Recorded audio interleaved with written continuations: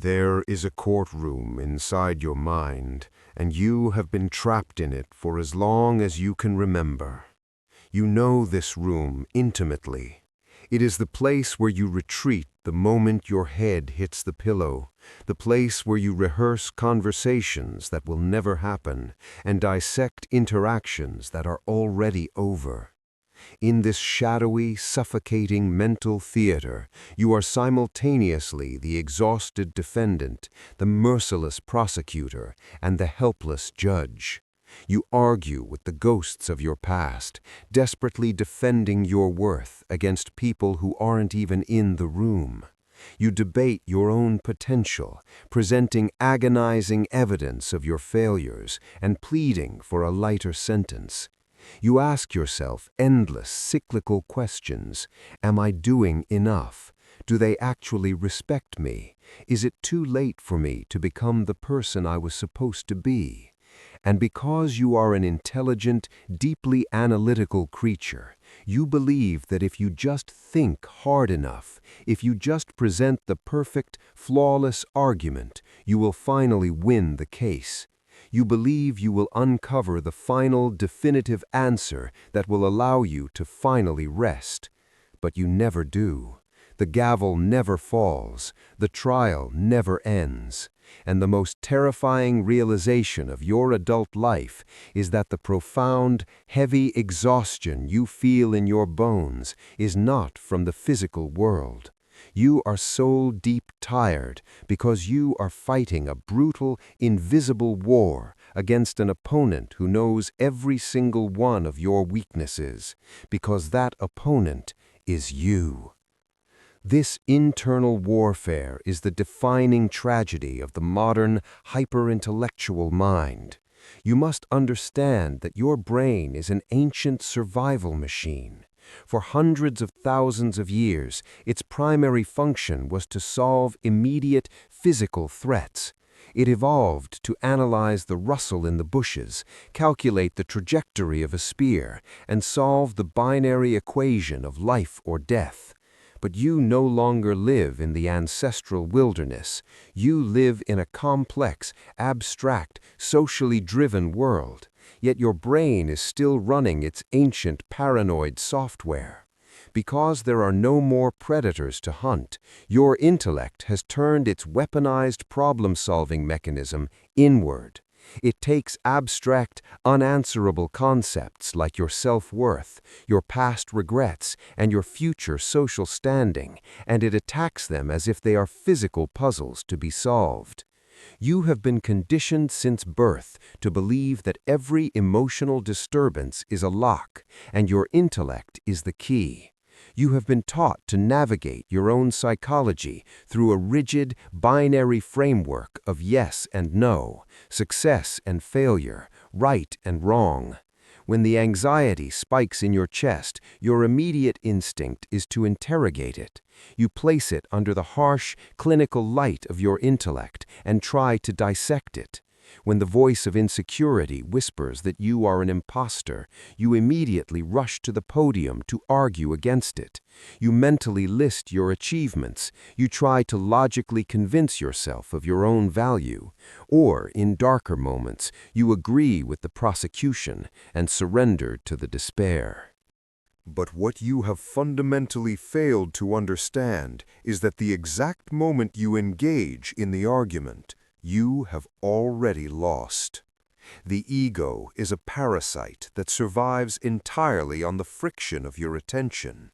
It does not care if you argue for yourself or against yourself. It only cares that you are actively participating in the debate. The very act of engaging with the question grants it a false validity. You are pouring your vital, precious life force into a phantom conflict, trying to solve an emotional or spiritual crisis with blunt intellectual tools. It is like trying to put out a forest fire by throwing complex mathematical equations into the flames. To break out of this agonizing loop, you do not need a better argument. You do not need more evidence of your worth. You need a weapon that destroys the courtroom entirely. You need a concept so radically alien to the Western analytical mind that it instantly short-circuits the very machinery of your overthinking. You need the ancient, devastating power of a single word: Mu. Over 1,000 years ago in ancient China, during the chaotic and culturally rich Tang Dynasty, the concept of Mu was weaponized by Zen masters not as a passive philosophical idea, but as a violent psychological blade. The most famous and enduring application of this blade occurred when a young, deeply restless monk approached the legendary master Zhao Zhou. The monk was plagued by the exact same agonizing need for intellectual certainty that haunts you today. He was trapped in the binary maze of his own mind, desperate to figure out the exact rules of the universe so he could feel safe. He approached the master in the dusty courtyard of the monastery and asked him a complex, heavily loaded theological question. It was a question meticulously designed to force the master into a corner of yes or no. The monk asked, "Does a dog have Buddha nature?" In the rigid framework of their religion at the time, to answer yes would violate certain sacred doctrines, but to answer no would violate others. It was an intellectual trap. It was the exact kind of lose-lose, suffocating question your anxiety asks you at 3 in the morning when you are staring at the ceiling. Master Zhao Zhou did not pause to debate. He did not engage with the premise of the monk's anxiety. He did not offer a comforting logical breakdown of the theology. He simply looked the young monk in the eye and uttered one heavy, impenetrable syllable: Mu. Mu does not mean yes. It does not mean no. In its most potent, raw, and untranslatable essence, Mu means unask the question. It means the very premise of your inquiry is fundamentally flawed, and to even attempt to answer it is to step into a psychological bear trap. When Zhao Shu said Mu, he was not answering the monk. He was systematically destroying the monk's framework. He was taking the tangled, knotted wire of the monk's intellectual anxiety and slicing it clean through with a single stroke. This is the profound psychological technology that you have been missing your entire life. Think about the questions that currently torture you. Think about the heavy, dragging anxieties you carry. When your internal prosecutor asks, "Am I a failure because I haven't achieved what I thought I would by this age?" your natural, conditioned instinct is to answer. You desperately want to say, "No, I am just a late bloomer, my time is coming." Or you collapse and say, "Yes, I have wasted my potential and it is too late." But both of those answers keep you chained to the radiator in that mental courtroom. Both answers require you to validate the cruel, arbitrary, and entirely fictional timeline that your ego has constructed to torture you. The path to absolute liberation is to look at that agonizing, heavy question and apply the blade of Mu. You do not agree. You do not disagree. You recognize that the question itself is a toxic illusion designed to harvest your energy. You unask it. You drop it on the floor like a glowing hot coal, and you walk away. Applying this weapon in the real world requires a terrifying, almost violent level of psychological discipline. Your mind will violently resist this emptiness. When you first attempt to use Mu against your deepest, most intimately guarded insecurities, your ego will scream like a dying animal. It will throw violent internal tantrums. It will present you with terrifying, catastrophic scenarios about your relationships, your finances, and your reputation, demanding that you pay attention to them, demanding that you figure them out right this very second. It will drag up the rotting ghosts of your past humiliations and the terrifying phantoms of your future failures, holding them inches from your face and screaming, "Is this true? Are you going to let this happen? You have to do something." The temptation to engage, to argue, to reassure yourself, to just think about it for 5 more minutes will be overwhelming. This is the ultimate test of your personal sovereignty. This is the moment you must realize that engaging with the shadow only gives it mass. If you fight a ghost, you only exhaust yourself, and the ghost remains entirely untouched. You must stand in the exact center of the storm of your own anxiety. Look directly into the eyes of the most terrifying questions your mind can possibly conjure, and offer them absolutely nothing. No defense, no counterargument, no frantic, desperate rationalization, just the cold, devastating, impenetrable neutrality of Mu. You refuse with absolute finality to take the witness stand in your own mind. When you practice this relentless refusal to argue with yourself, something profound and irreversible begins to shift in the architecture of your psyche. The loud, chaotic, overlapping voices in the courtroom begin to grow hoarse. The prosecuting attorney, starved of your emotional reaction and your intellectual engagement, slowly begins to pack up its briefcase and fade into the shadows.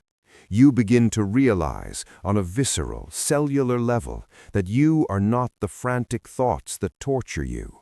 You are the silent, vast, unshakable space in which those thoughts occur. You undergo a radical, permanent shift in identity. You stop identifying as the exhausted, battered defendant fighting for his life, and you become the silent sky watching the storm clouds pass. The heavy, suffocating armor you have worn your entire adult life, the armor of needing to be right, of needing to be certain, of constantly proving your worth to yourself and to a phantom audience, shatters and falls away into dust. You begin to move through the world with a terrifying, frictionless momentum. When someone insults you, or when a major project collapses, or when a relationship shatters, the old venomous questions will still arise. Am I fundamentally broken? Was this all my fault? But instead of descending into a paralyzing, weeks-long spiral of self-hatred and intellectual debate, you will feel the familiar heavy weight of the question. You will smile a cold, knowing smile, and internally you will whisper, "Moo." The question will dissolve into vapor before it can even take root in your nervous system. You will reclaim the massive, incalculable reservoir of energy that you used to waste on internal warfare, and you will channel it into pure, focused, unstoppable action in the physical world. This level of psychological absolute zero is not natural in the modern world.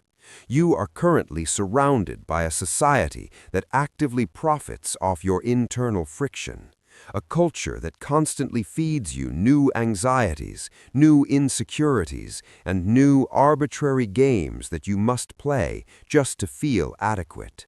They want you trapped in the courtroom. They want you exhausted, constantly debating your own worth, constantly analyzing your flaws, because an exhausted, self-doubting mind is a highly compliant and easily manipulated mind. But you no longer have to play their rigged game. You can choose to walk out the heavy wooden doors. You can choose to stop feeding the ghosts of your own potential. The silence that follows the death of your internal argument is not empty. It is pregnant with the devastating raw power of a sovereign mind that answers to absolutely no one, not even its own insecurities.